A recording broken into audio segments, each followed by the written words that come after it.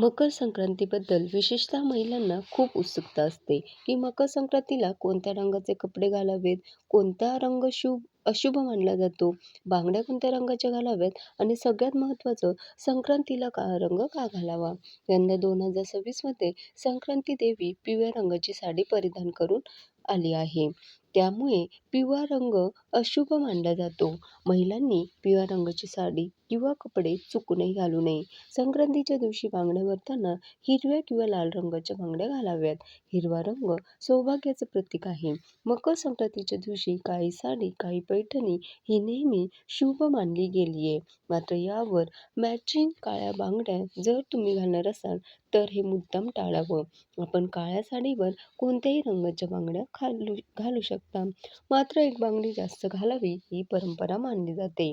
यंदा हिरवा, लाल, गुलाबी आणि केशरी हे रंग खूप शुभ मानले जात आहेत. मकर संक्रांती हा सण स्नेह वाढवण्याचा, नवीन सुरुवात करण्याचा आहे. योग्य रंग परिधान करून तुम्ही सुद्धा या सणाचा आनंद द्विगुणित करू शकता. धन्यवाद.